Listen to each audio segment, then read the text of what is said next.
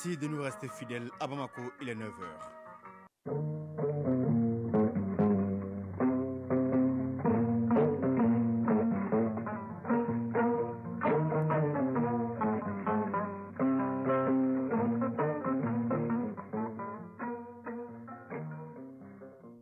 Le journal Mohamed Diarra. Mesdames, Messieurs, bonjour et bienvenue. Les titres. Le Mali aura bientôt 2 usines de filature dénommées Somafil, l'une à Bamako et l'autre à Koutchala.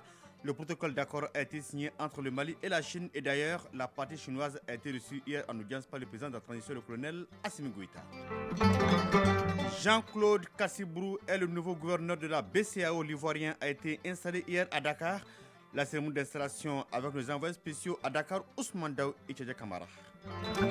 À suivre en fin de journal l'actualité des sports, la Coupe du Monde Qatar 2022. Les affiches du jour, on retient le choc France-Danemark. Voilà pour le sommaire. Mesdames, Messieurs, installez-vous confortablement tout de suite les détails. Oui, le Mali aura bientôt 2 usines de filature dénommées Somafil, l'une à Bamako et l'autre à Koutchala, dans la capitale de l'or blanc. Le protocole d'accord a été signé par les deux parties, c'est-à-dire le Mali et la Chine. Et les responsables de l'entreprise chinoise chargés de la mise en œuvre du projet ont été reçus hier par le président de la transition, le colonel Assimi Goïta, pour faire le point à mi-parcours de ce projet gigantesque de construction des usines de transformation du coton malien. Le point avec Tamsir Diabati. Au moment où le maître mot s'appelle la souveraineté, il faut nécessairement commencer par le consommer malien. Et pour ce faire, c'est le textile malien qui est en ligne de mire, avec très prochainement la construction de 2 usines de filature. Ces 2 usines permettront la mise en place de plusieurs unités connexes pour transformer le coton malien. Pour la concrétisation du projet, le Mali et la Chine ont signé une convention entre la société Qingdao et la CMDT. Nango Dambélé, PDG CMDT. Les niveaux filatures capturent à peu près 30% de la valeur ajoutée de l'ensemble de la chaîne de valeur coton. Ça veut dire que ce que nous perdons sur la vente de la fibre à la filature, on récupère ça en termes de plus-value, en termes de marge bénéficiaire. Donc je pense que c'est une très très bonne proposition technique pour la filière coton du Mali. Après la signature de la convention, une mission de repérage et d'expertise a été dépêchée sur le terrain, notamment à Koutchala, dans la capitale de l'or blanc. Et à l'issue de cette mission, il a été convenu de bâtir l'unité industrielle de transformation de coton à quelques kilomètres de la ville de Koutchala sur une superficie de 50 hectares. Ainsi, le partenaire s'est dit rassuré par l'engagement et la détermination des autorités de la transition à transformer le coton malien sur place. Nango Dambélé, PDG CMDT. Nous avons 3 mois pour finaliser tout ça, la création de la société, les études de faisabilité, les choix des sites. Donc il était temps pour le Mali de commencer à transformer les cotons que nous produisons au lieu d'exporter l'emploi. Le partenaire chinois est très content de savoir qu'au Mali, on n'apprend plus aux Maliens comment produire du coton. Contrairement à d'autres pays africains où ils se sont installés, ils étaient obligés d'apprendre à ces paysans comment faire du coton en s'inspirant justement de l'expérience du Mali. Et ce dont le Mali a besoin aujourd'hui, c'est tout juste commencer déjà l'industrie de filature. Le financement serait un prêt à long terme, à des taux d'intérêt très intéressants pour la CMDT, bien sûr avec la garantie de l'État malien à travers le ministère des Finances. Les parties maliennes et chinoises ont également signé le document qui définit les statuts de la nouvelle société dénommée Somafil, Société malienne de filature. À noter que l'installation de ces 2 usines de filature est un projet du gouvernement chinois visant à accompagner les pays africains à valoriser leurs textiles par la transformation de leur coton. Les 2 unités qui ont une capacité de production de 45 000 tonnes vont créer plus de 5 000 emplois. Et à l'issue de ces signatures de convention, la délégation chinoise a été reçue en audience par le président de la transition, chef de l'État, colonel Assimi Goïta. Shen Xinhong, ambassadeur extraordinaire et plénipotentiaire de la République populaire de Chine. Il faut avouer que la coopération entre la Chine Et le Mali est toujours fructueuse depuis 62 ans d'existence des relations diplomatiques entre nos deux pays. Et avec cette délégation, je pense que cette coopération sera encore plus renforcée. Et cette audience dénote de l'engagement du Mali et la Chine à faire en sorte que l'or blanc brille enfin pour le Mali. Le docteur Choguel Kokala Maïga retrouve son fauteuil de Premier ministre après 3 mois d'absence pour raison de maladie. Le chef du gouvernement a été reçu par le président de la transition, le colonel Assimi Goïta. Juste après, Dr Choguel Kokala Maïga s'est adressé à ses compatriotes. Il a remercié le président de la transition, le colonel Assimi Goïta, et les membres du gouvernement avant d'inviter les Maliens à se donner la main pour la réussite de la transition. Nous l'écoutons au micro de Mamari Kone. Par la grâce d'Allah, après 3 mois d'absence, me revoici parmi vous en possession de mes capacités physiques et intellectuelles. Gloire au Tout-Puissant, au Tout-Miséricordieux. Je voudrais en ce moment, empreint de solennité, remercier du fond du cœur l'ensemble de nos compatriotes, de l'intérieur et de la diaspora, ainsi que tous les panafricains. Des plus petits hameaux aux plus grandes agglomérations, me sont parvenus des mosquées, des églises et des temples, les prières et les invocations de nos compatriotes anonymes et des serviteurs du culte. Nos concitoyens, dans leur écrasante majorité, parents, amis, sympathisants et même rivaux politiques les plus farouches, ont tenu à m'exprimer leur compassion et le souhait de bon retour parmi les miens. À tous et à toutes, je dis grand merci. Mesdames et messieurs, à ce stade de mon propos, permettez-moi d'exprimer encore une fois au président de la transition, chef de l'État, le colonel Assimi Goïta, ma profonde gratitude et mes vifs remerciements pour avoir su préserver mon intimité pendant tout ce temps et m'avoir mis à l'abri du mauvais œil et de la mauvaise langue. Il me plaît également de partager l'expression de cette gratitude avec les colonels Malik Diaw, président du CNT, Sadio Kamara, Modibo Kone et Ismaël Ouagé. Chaque visite rendue a été une occasion de réitérer leur désir de rester ensemble jusqu'au bout. Je remercie également l'ensemble des membres du gouvernement et toutes nos vaillantes forces de défense et de sécurité. Je voudrais ici m'adresser plus particulièrement au colonel Abdoulaye Maïga, qui a accepté la redoutable charge de Premier ministre par intérim qu'il a remplie à souhait, tout en exerçant ses missions de ministre de l'administration territoriale et de la décentralisation, porte-parole du gouvernement. Rappelons-nous cette belle phrase d'Assimi Goïta, qui sonne dans le cœur et dans l'esprit de la jeunesse comme une maxime. Souvenez-vous, je suis jeune. Si j'échoue, c'est toute la jeunesse qui aura échoué. La génération Assimi, c'est cette jeunesse qui a décidé de briser le complexe dominant-dominé, si caractéristique de nos relations avec certains États. Voilà pourquoi je reviens, après un temps si long, aux côtés de cette jeunesse, aux côtés de vous tous, optimistes et engagés plus que jamais, convaincus que notre jeunesse est prête pour l'œuvre de refondation et de reconstruction du Mali et de la Nouvelle-Afrique. Pour ce faire, il faut une mutualisation de toutes les forces nationales acquises à la transition, quelles que soient leurs origines politiques, sociales, professionnelles, culturelles et cultuelles, afin de rendre irréversible le changement.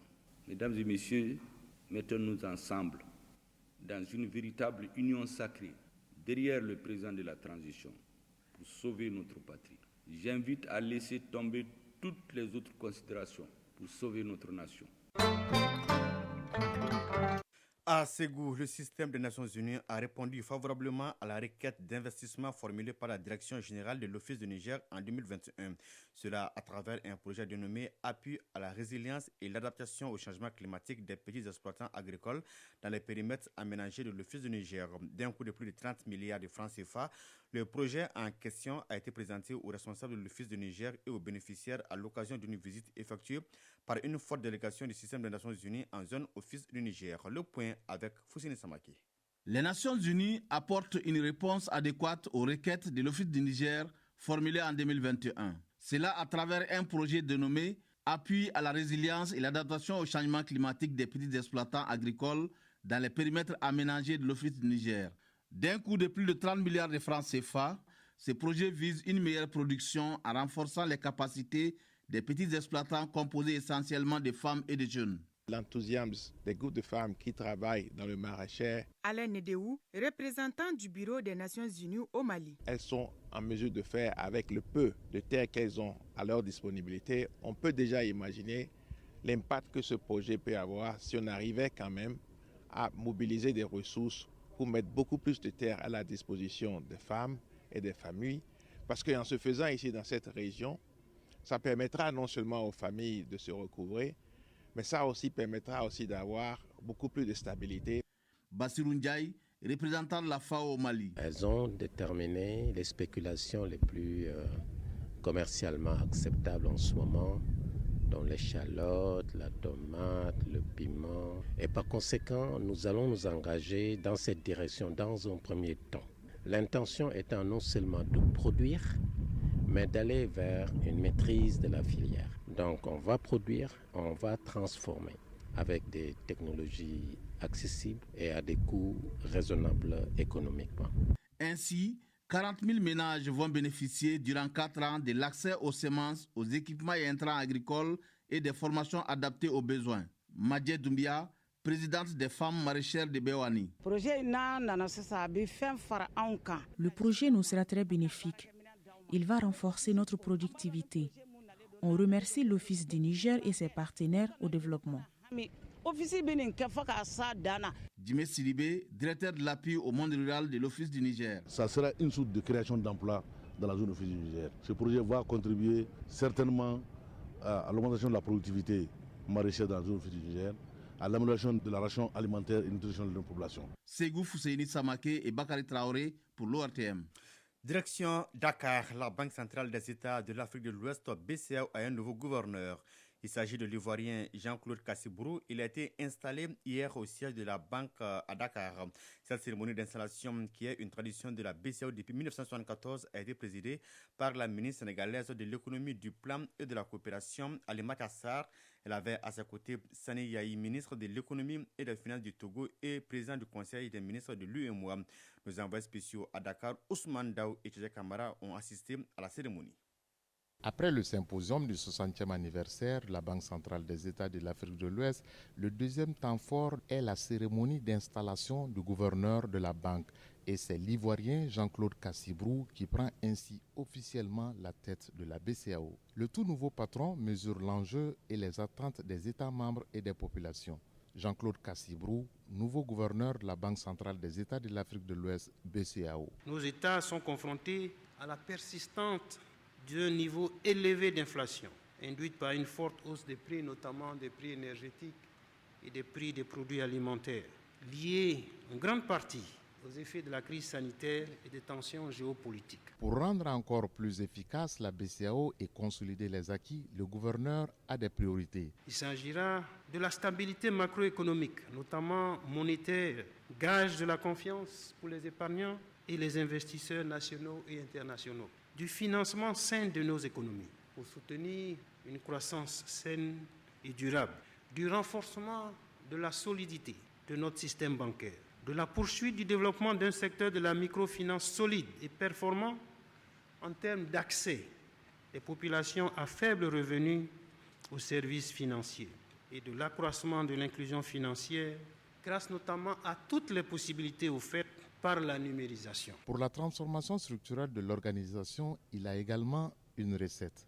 Jean-Claude Cassibrou, nouveau gouverneur de la BCAO. Les nouvelles lois sur l'activité de la réglementation bancaire, sur la microfinance et sur la réglementation des relations financières extérieures des États membres de l'Union, ainsi que sur la lutte contre le blanchiment des capitaux et le financement du terrorisme, seront finalisées incessamment. Le renforcement des capacités des différents acteurs des secteurs financiers et bancaires, ainsi que les administrations économiques et financières de l'UEMOA, reste un axe prioritaire d'action.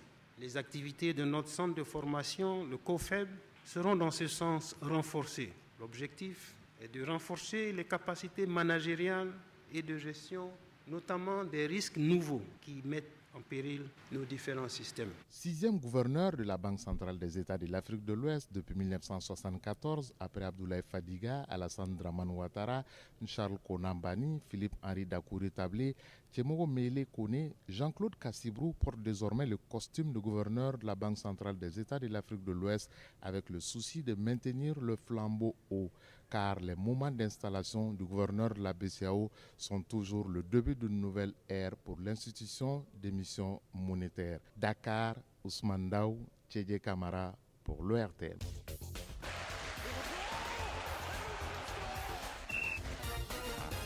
À 9h15, nous abordons la page des sports, les grandes lignes en attendant le journal du mondial avec Idrissa Kamara qui nous a rejoint. Idi Kamara, bonjour. Oui, Mohamed Diarra, bonjour. Alors, l'actualité, c'est d'abord la 3e journée du championnat national de Ligue 1. Oui, le programme. Et tout à fait, au plan national, on doit d'abord retenir que l'on joue en ces moments, en tout cas ce week-end, pour le compte de la 3e journée du championnat national de football Ligue 1. À ces propos, on va revenir sur le match nul. Voilà, le match nul d'abord entre les deux équipes phares du moment de ce championnat, l'Astral de Bamako et l'équipe de Baroueli. Et donc, ces deux équipes qui n'ont connu aucune défaite pour l'instant et se sont neutralisées hier sur le score de 2 buts partout. Alors, le grand sommet, le duel le plus attendu pour cette 3e journée est justement la rencontre prévue pour demain entre le Djoliba AC et le Stade malien de Bamako. On aura le temps d'y revenir. Merci bien. Et d'ici là, nous allons parler donc de la Coupe du Monde, juste les affiches. Parmi les affiches d'aujourd'hui, on note une rencontre France-Danemark. Et voilà, et le mondial rentre depuis hier dans sa 2e journée. Et vous l'avez dit, la rencontre phare, en tout cas la plus attendue, est celle qui va opposer l'équipe de France au Danemark. Ensuite, une affiche non moins importante aussi, ça sera Argentine-Mexique. Et voilà, 2 affiches qui sont donc parmi les plus attendues. Mais Mohamed Diarra, déjà, il faut retenir que les Lions de la Teranga ont fait le boulot en dominant le pays hôte 3-1, enregistrant ainsi la toute première victoire africaine depuis le début de la compétition. Alors, nous allons détailler tout ceci. C'est là juste un avant-goût, du journal du mondial que vous allez présenter juste après cette édition. À 9h passées de 17 minutes sur le film, donc cette édition présentée par Mohamed Diarra avec le concours d'Alma Ouattara à la mise en onde. Réalisation Bourama Traoré, la mise en ligne est assurée par Tamsir Diabaté. Tout de suite, Idi Kamara pour le journal du mondial. Passez d'excellents moments accompagnés des programmes de l'ORTM. Au revoir.